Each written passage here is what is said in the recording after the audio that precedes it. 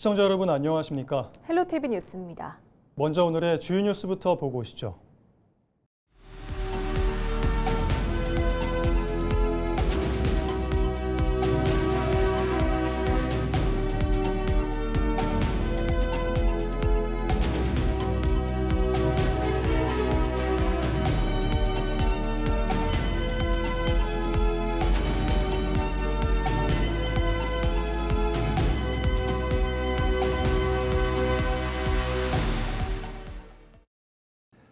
(6.3) 지방선거에서 승리한 김원기 의정부시장 당선인이 민선국이에 밑그림을 그릴 시민주권 인수위원회 구성을 확정했습니다. 정쟁을 지향하고 오직 시민 우선과 실용행정에 초점을 맞추겠다는 각오인데요. 당초 예정됐던 인수위 사무실까지 시민 불편을 줄이겠다며 시청 별관으로 전격 변경했습니다. 보도에 이지훈 기자입니다. 김원기 의정부시장 당선인의 민선국이 시정을 설계할 시민주권 인수위원회가 공식 닻을 올렸습니다. 김 당선인은 시민이 주인되는 의정부를 기치로 실용성에 무게를 둔 인수위 명단을 최종 확정해 발표했습니다. 인수위의 수장으로는 도시행정 전문가인 이재준 전 고양시장이 임명돼 시정 전반의 전문성을 책임집니다. 인수위는 총 3개 분과 15명의 전문가와 실무진으로 짜였습니다.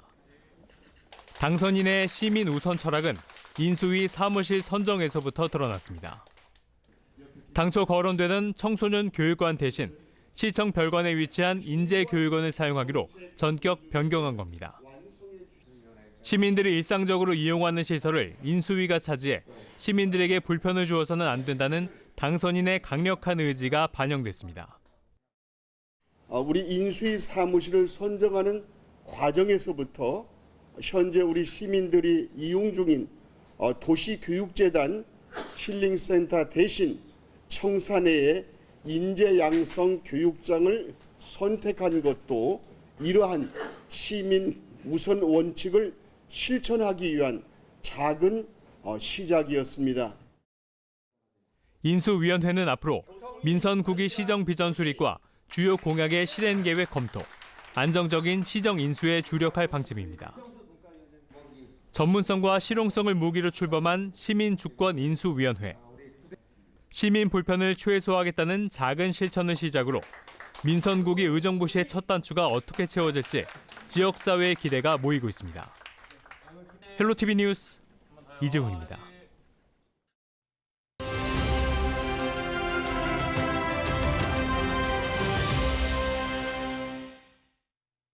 민선국이 김포시장직 인수위원회가 11일 김포시민 대도약 준비위원회라는 이름을 걸고 출범했습니다. 이기영 김포시장 당선인과 인수위는 김포 발전의 골든타임을 놓치지 않겠다는 의지를 보이고 있습니다. 어떤 계획을 준비하고 있는지 오늘 미니 인터뷰에서 자세히 들어봅니다. 김포는 70만 미래도시를 향해 가고 있는 아주 중요한 시점이 있습니다. 저희 콤팩트 시티로 한강신도시가 완성되고 환경재생복합단지 그리고 시내폴리스, 각종 역세권 개발 등 대규모 개발이 일어나고 있는데 특히나 이제 대학병원까지 지금 유치해서 진행 중에 있습니다. 그래서 이 시기가 김포의 향후 미래를 가를 아주 중요한 시기다. 골든타임은 바로 지금인 것이다 말씀을 드리는 거죠. 지금 뭔가 준비하고 그리고 또 이런 또 선결된 과제들을 해결하지 않으면 김포가 상당히 발전하는 데 애로사항이 있고 또 기반시설 부족을 호소하는 시민들이 많으신데 이게 해소될 수 없을 것이다. 그래서 지금이 바로 김포의 골든타임이다 이렇게 말씀드린 바가 있습니다. 역시나 이제 김포는 교통 문제가 제일 중요한 부분입니다. 특히나 이제 지하철 5호선이 예타를 통과하기 때문에 기본 계획 수립과 이제 설계 그리고 착공까지 빠른 그 프로세스가 이어져야 되기 때문에 그 부분 해소에 주력을 할 생각이고 그리고 이제 곧 발표 예정인 이제 GTX-D라고 우리가 명명한 김포에서 강남을 가는 그런 철도가 국가 기본 계획에 입안이 되도록 그 노력을 해야 됩니다. 또한 인천 지하철 2호선이 아직 예타 중이거든요. 이런 부분들을 빨리 해결을 해야 된다. 이게 가장 민감한 시점이고 중요한 시점이기 때문에 그 취임 즉시 이제 광역교통 관련 TF를 발족하는 게 맞겠다. 여기서는 각종 철도 관련 사업의 진행 상황을 점검하고 매 순간순간 단계마다 빠른 진행을 위해서 우리가 뭘 할 수 있는지, 뭘 더 사전에 준비해야 되는지, 뭐 물론 중앙 정부도 있고 경기도도 있고 그리고 이제 김포 인근만 시군도 있을 수 있습니다. 근데 김포시 입장에서 어떤 것이 가장 바람직하고 현실적이고 더 빠른 길인가를 우리가 준비하는 TF를 발족해서 시가 준비를 해야 된다. 그런 의미에서 매우 중요한 TF가 될 거다 이렇게 말씀드리겠습니다. 시장이 바뀌고 새로운 그 민선 구기가 출범해서 이렇게 바뀌는구나, 이렇게 좋아지는구나, 이른바 효능감 있는 정치와 행정이 매우 중요하다고 봅니다. 특히나 이제 청년 세대 그리고 또 중년 세대는 취업과 그 일자리 문제 민감하고 청년도 같고요. 노인복지 분야도 있지 않습니까? 그래서 구체적으로 이제 김포 지역의 청년들이 예비 신혼부부가 결혼할 공간을 마땅하게 구할 데가 없습니다. 그래서 공공 웨딩 라운지라든가 이런 게 꼭 필요할 부분이고, 특히 이제 학생들 중학교 배정이 너무 원거리 되기 때문에 통학에 어려움이 있거든요. 그래서 이거는 마땅히 바로 즉시 시행과 동시에 해결을 해드릴 문제가 아닌가. 이거에도 이제 소확행 공약이 여러 개 있습니다. 예를 들면은 가다실 라인으로 명명된 그런 백신을 누구나 지금 접종할 수 있게끔, 이제 사실은 이제 시민의 건강권과 관련된 거죠. 그리고 이제 100일의 예방접종 같은 것도 시에서 우리 김포 시민이라면 기본적으로 누릴 수 있는 혜택을 만들려고 하고 있습니다. 특히나 지역화폐가 상당히 축소돼서 소상공인과 지역 주민들의 애로사항이 많으세요. 그래서 이런 부분들은 취임 즉시 추경을 통하거나 내년도 본 예산에 지금의 지역화폐 할인율을 그대로 유지하면서 발행 규모를 지금 2배로 늘리는 그런 것에 착수해서 우리 지역 경제도 살리고 우리 시민들의 생계에도 좀 도움이 되도록 그렇게 할 생각입니다. 과거에 이제 민감한 교통 문제라든가 아니면 개발 문제에 대해서 시민들은 알지 못했고요.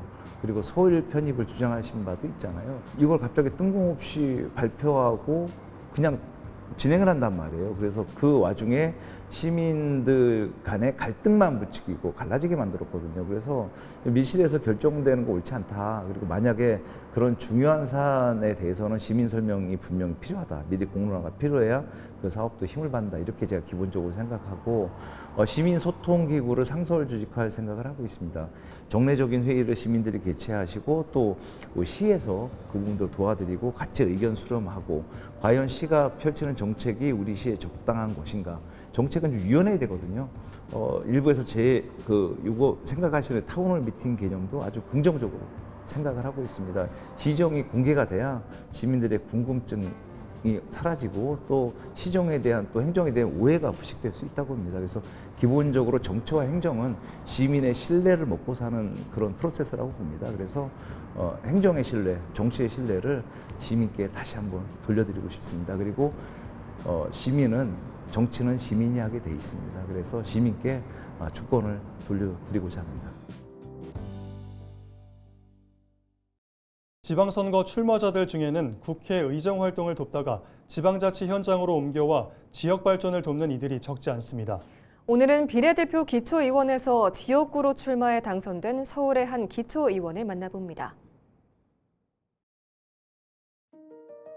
4년 전에 비례대표로서 구정 전반을 넓고 깊게 바라보는 법을 배웠다면 이번에는 주민 여러분의 엄중한 선택을 받아 지역구 의원이라는 더 무겁고 영광스러운 책무를 맡게 됐는데요. 골목골목에서 주셨던 따뜻한 격려와 준엄한 쓴소리 모두 가슴 깊이 새기고 있습니다. 지난 4년간의 갈고 닦은 실력과 경험을 바탕으로 말만 앞서는 정치인이 아니라 주민의 삶을 바꾸는 행동하는 구의원이 되겠습니다. 김우영 국회의원실의 선임 비서관으로 일하면서 중앙정치 입법 과정과 예산 확보 그리고 거시적인 정책들이 어떻게 조율이 되는지 현장에서 치열하게 배웠어요. 하지만 아무리 좋은 정책도 결국엔 주민이 살아가는 삶의 현장에서 체감되지 않는다면 의미가 없다는 것도 깨달았습니다. 은평 구정을 누구보다 잘 아는 구의원 출신의 경험에 국회에서 배운 정교한 정책 역량을 더한다면 우리 진관동의 해묵은 과제들이 빠르게 해결할 수 있겠다라는 확신이 들어서 출마를 결심하게 되었습니다. 은평구 주민들 그리고 진관동 주민들의 가장 큰 수건 사업이기도 하죠. 고양 신사선인데요. 지난 5월 말에 김우영 의원님도 국토부 장관님을 만나고 제5차 철도망 계획에 대해서 이제 강력하게 추진을 해달라고 요청을 주셨습니다. 고양 신원, 은평 뉴타운, 연신내, 강남 신사를 잇는 고양 신사선을 조기에 착공할 수 있도록 최선을 다해 볼 예정입니다. 그리고 진관동 학생들이 구산동 쪽의 학교와 학원가 쪽으로 많이 이동을 하고 있습니다. 근데 학부모님들이 많이 얘기를 주셨던 부분이 구산동으로 가는 버스 노선이 없다라는 말씀을 주셨는데요. 그 버스 노선 조정을 좀 추진해 볼 예정입니다. 다음은 이제 진관동 다목적 체육관인데요. 올해 말에 이제 착공이 됩니다. 체육시설을 이용하는 주민분들이 말씀 주셨던 부분들이 등록 자체가 어렵다라는 말씀을 많이 주셨어요. 그래서 은평 구민이나 동호회 분들이 먼저 이용할 수 있는 그런 할당제를 좀 확실히 못 받고 싶습니다. 진관사 한옥마을, 국립왕국문학관, 이제 예술인 마을을 잇는 관광 코스도 만들고 구파발력 순환 셔틀버스를 도입해서 진관동 지역의 상권까지도 함께 살려내겠습니다. 중앙과 지방을 잇는 정책적 가교이자 합리적인 조율을 이끄는 의정의 중심추가 되고 싶습니다. 비례대표와 국회 비서관을 거쳐서 재선 의원으로 입성한 만큼 초선 의원들의 열정에서 노련함을 좀 더해 든든한 버팀목이 되겠습니다. 특히 국회에서 쌓은 네트워크들을 활용을 해서 은평구의 재정 자립도를 좀 더 보완할 수 있도록 국시비 예산 확보에 물꼬를 트는 그런 역할을 의회에서 좀 도맡아 하고 싶습니다. 구정에 대한 철저한 견제와 감시는 물론이고요. 이에 따라 대안까지 제시할 수 있는 그런 실력 있는 의회를 만드는 데 중심 역할을 하겠습니다. 서울 강북권 동서를 연결하는 강북횡단선이 서울시 제3차 도시철도망 구축 계획에 반영되면서 사업 추진에 다시 속도가 붙을 전망입니다. 서울시는 최근 강북횡단선 등 6개 도시철도 노선을 담은 제3차 도시철도망 구축 계획을 수립하고 본격적인 후속 절차에 들어갔다고 밝혔습니다. 강북횡단선은 앞으로 예비타당성 조사와 기본계획 수립 등 후속 절차를 거쳐 사업 추진 여부가 최종 확정될 예정입니다. 강북횡단선은 양천구 목동에서 영등포구와 서대문구, 종로구를 거쳐 청량리역까지 이어지는 총 연장 25.79km의 도시철도입니다. 사업이 완료되면 서울 강북권의 핵심 교통축이 구축돼 지역 간 이동 편의가 크게 향상될 것으로 기대됩니다. 서울 아파트 토지거래 허가 신청 건수가 다주택자 양도소득세 중과유예 종료 이후 크게 감소한 것으로 나타났습니다. 서울시에 따르면 지난 5월 아파트 토지거래 허가 신규 신청 건수는 6,087건으로 4월 8,952건보다 32% 줄었습니다. 특히 양도세 중과유예 종료 시한이 포함된 5월 첫째 주에만 3,213건이 몰리며 월간 신청량의 절반 이상이 집중됐고 이후 3주간 신청 건수는 2,874건에 그쳤습니다. 거래는 강남 3구와 용산구, 양천구를 포함한 한강벨트 지역에 집중됐습니다. 서울시는 고가 아파트 밀집 지역에서 세금 부담을 줄이기 위한 다주택자 매물이 유예 종료 전에 대거 시장에 나오면서 거래가 일시적으로 증가한 것으로 분석했습니다. 서울 은평문화원이 다음 달 1일까지 한 달간 지역 주민들에게 일상 속 휴식을 선사하기 위해 음악회를 선보입니다. 은평문화원은 10일 오후 6시 30분부터 약 2시간 동안 수세격 광장에서 퇴근길 비타민 음악회를 열었습니다. 이날 공연에는 서울 은평관악단 소속 청소년 금관 앙상블과 국악공연팀 민속악회 신하위가 무대에 올라 다채로운 공연을 선사했습니다. 퇴근길 비타민 음악회는 7월 1일까지 매주 수요일 오후 6시 30분 수세격 광장에서 열리며 주민 누구나 무료로 관람할 수 있습니다. 서울 은평구가 서울시 동행센터 운영 자치구 성과평가에서 대상을 수상했습니다. 이번 평가는 서울시 25개 자치구를 대상으로 복지, 건강 등 3개 분야 20개 지표를 기준으로 진행됐습니다. 은평구는 찾아가는 방문 상담을 운영하는 등 현장 중심의 복지 행정과 복지, 건강 분야 협업 체계 구축 등에서 높은 평가를 받았습니다. 서울 양천구가 청년들의 취업 역량 강화와 진로 탐색을 지원하기 위해 올해 하반기 청년 행정 인턴 50명을 모집합니다. 모집 대상은 양천구에 주민등록이 돼 있는 19세에서 29세까지의 대학생과 미취업 청년입니다. 선발 인원은 일반 분야 20명과 행정복지, 학습 멘토 등 특화 분야 30명입니다. 참여를 원하는 청년은 오는 15일부터 26일까지 구청 홈페이지에서 온라인으로 신청하면 됩니다.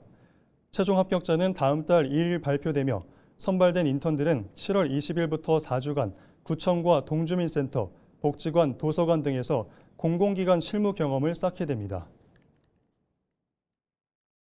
인천에서 강한 독성으로 통증과 쇼크를 일으키는 붉은 불개미가 발견돼 검역당국이 긴급 방제에 나섰습니다. 농림축산검역본부는 지난 5일 인천항 신항 선광신 컨테이너 터미널 야적장 바닥에서 붉은 불개미 10마리가 발견됐다고 밝혔습니다. 검역당국은 즉시 발견 지점 반경 5m에 그물막과 점성 페인트를 이용한 방어벽을 설치하고 정밀 조사를 벌였는데요. 전문가 합동조사 과정에서 유충 10마리와 개미 200여 마리가 추가로 확인되기도 했습니다. 이에 따라 검역당국은 개미 포획용 트랩 1000개를 설치하고 반경 50m 이내 컨테이너에 대한 소독 작업을 완료했습니다. 또 주변 토양에도 살충제를 살포하는 등 긴급 방제 조치를 시행했습니다. 한편 인천에서는 지난 2018년 인천항 보세창고 내 모욕에서 처음 붉은 불개미가 나타났고 올해 사례까지 포함해 총 17차례 발견됐습니다. 인천시가 강화해역의 조업 시간을 최대 2시간 연장하는 방안을 추진합니다. 시는 해양수산부와 국방부, 해양경찰청 등 관계기관과 협의해 조업 시간을 연장하는 방안을 마련했다고 설명했는데요. 협의 결과 강화해역 전역은 기존 일출부터 일몰까지 허용되던 조업 시간이 일출 전 30분, 일몰 후 30분까지 총 1시간 확대됩니다. 강화 남단 7개 어장 이남해역의 경우 성어기인 4월부터 6월, 9월부터 11월까지는 일출 전 1시간부터 일몰 후 1시간까지 하루 총 2시간의 조업 시간이 추가 확보됩니다. 조업 시간 연장은 오는 7월부터 12월까지 시범 운영될 예정입니다. 인천시 교육청이 고교 학점제 온라인 설명회를 진행합니다. 이번 설명회는 고교 학점제에 대한 학부모의 이해를 높이고 자녀의 진로 설계를 지원하기 위해 추진됐는데요. 과목 선택부터 졸업 기준까지 자녀의 진로 학업 지도에 필요한 정보 등 학부모들이 궁금해하는 내용을 중심으로 11일부터 인천 고교 학점제 누리집과 인천시 교육청 유튜브 채널을 통해 누구나 자유롭게 신청할 수 있습니다. 또 설명회 내용을 정리한 학부모를 위해 친절하게 쓴 인천 고교 학점제 안내서도 제공하는데요. 이 안내서는 인천 고교 학점제 누리집에서 내려받을 수 있습니다. 인천시 교육청이 인천교육정책 초등교육 교과 연구지원단을 운영합니다. 초등교육 교과 연구지원단은 30개 팀, 총 443명의 현장교육 전문가가 참여하는 연구 공동체인데요. 국어와 수학, 영어 등 초등교과와 학교 자율시간, 기초학력, 인성교육 등의 주제별 단위 연구와 함께 시교육청의 핵심 정책인 1거스 AI 교육과정과 수업 속에서 실천하는 다양한 교수학습 방법을 연구할 계획입니다. 또 연구 결과를 수업 공개 및 교원 연수 등 다양한 형식으로 공유하며 연구 성과를 학교 현장에 확산할 예정인데요. 시교육청은 초등교육 교과 연구지원단 운영을 통해 교사가 교육 분야의 연구자가 되고 그 성과를 다시 학교 현장과 나누는 선순환적 연구 생태계가 활성화될 것으로 기대하고 있습니다.